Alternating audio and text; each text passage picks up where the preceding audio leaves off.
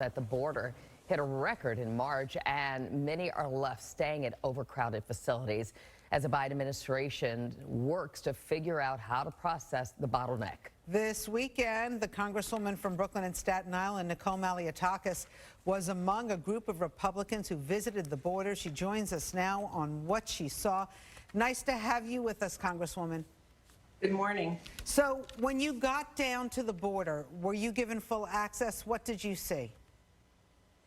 I have to tell you, it was a heartbreaking situation. It was also an infuriating situation.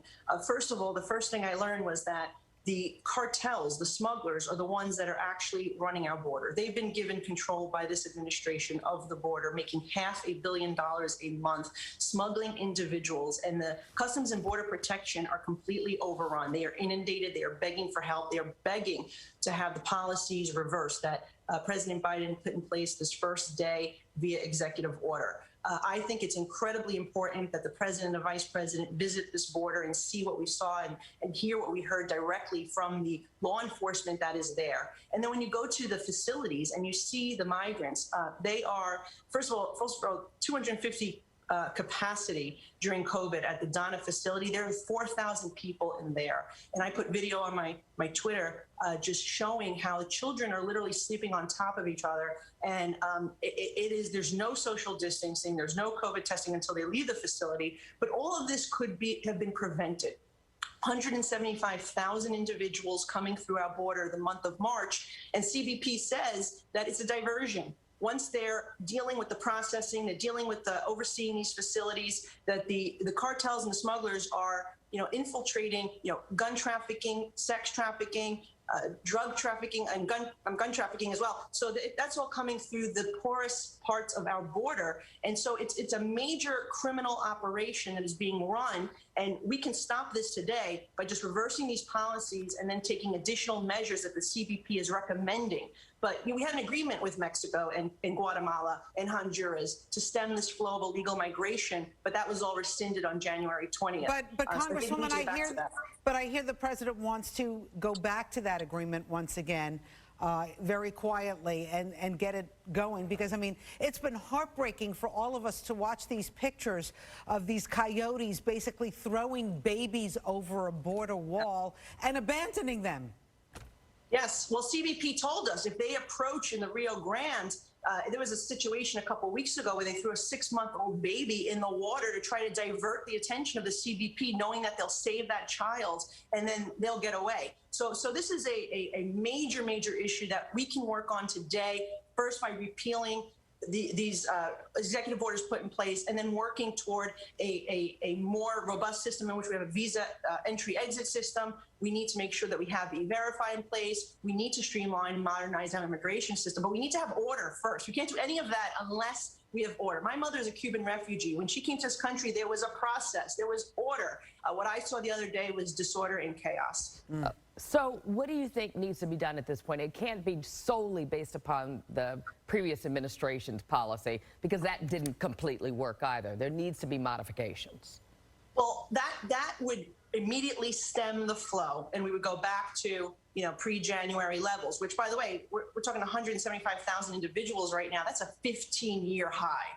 So that is a really unsustainable number. And remember, this is affecting not just the migrants, it's the CBP that are being overrun and don't have the resources and tools. And then in addition, it's the American taxpayers that are paying for all of it. But I think in addition to repealing those executive orders, we need to implement a visa entry-exit tracking system. We need to make sure that we have E-Verify, and we do need to modernize and streamline the immigration system, because people do wait 10 years to become a citizen. Now, let's also understand that a lot of the migrants that are coming over the border, most of their asylum claims are not legitimate. Less than 10%, according to the Department of Public Safety that we spoke to down there, are actually legitimate asylum claims. So we should be pushing for private investment into some of these countries. I know President Biden wants to give more of the taxpayer money. We can't continue to do that. This is unsustainable. We should encourage, though, private investment in these facilities to kind of compete with what China is doing with their Belt and Roads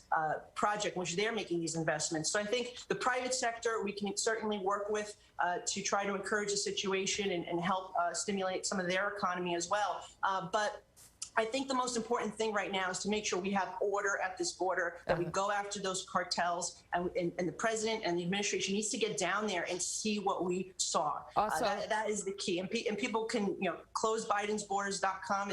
I set up a site, and Americans can add their name if they agree with what I'm saying right now. all right, Congresswoman, we also want to talk about the infrastructure bill that the Biden administration is pushing. I know there's a lot of elements in it that you don't see as infrastructure, things that go beyond buildings and roads and the things that we think of typically. Yeah, so I pushed very hard to get a seat on the Transportation Infrastructure Committee. I'm the only New York City member that sits on that committee right now, and I know that the needs of our city and particularly my community of Staten Island and Brooklyn are very robust. Look, we have an aging transportation network. We have shipping ports, ferry terminals. We have so much happening in New York City in terms of transportation needs. I would love to see this package focus on transportation infrastructure first. Of course, broadband is a key thing for rural areas outside of New York, particularly now that we're moving more towards telehealth. But for my purposes, being a representative from New York City, we want to upgrade our subway signals. We have to work on the Gateway project. Staten Island, we'd love to see the Staten Island Expressway, HOV lane finished.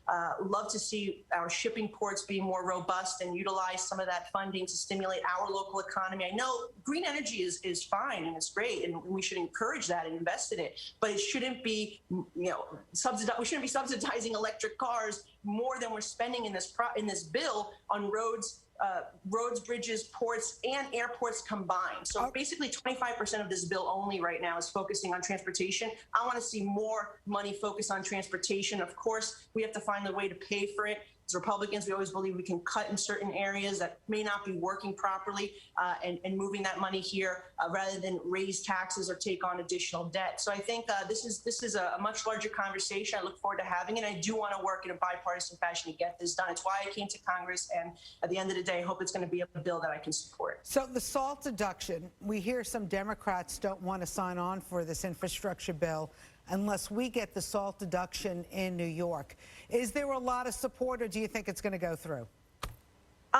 Well, we have to wait and see on the SALT. I certainly support restoring this deduction, but I also support the mayor holding the line on property taxes. I've been pushing for a long time for a cap on New York City property taxes. And the governor and the legislature, they have to stop increasing our state taxes to see that they got $50 billion overall in this state for federal aid, and then they increase the taxes regardless and are driving more people out of this state, and the burden falls then on the middle class taxpayers. That's a problem. And so, restoring SALT, which I support, is not an excuse for our mayor and our governor to continue to raise taxes and take money from the hardworking people in this state. And so I believe that there needs to be some type of an agreement there. But certainly I am working with Congressman Tom Suozzi, who's a Democrat from Long Island. We're working together along with others like Garbarino and others upstate who are trying to push for this SALT deduction once again. It would be a big relief for the people of my district.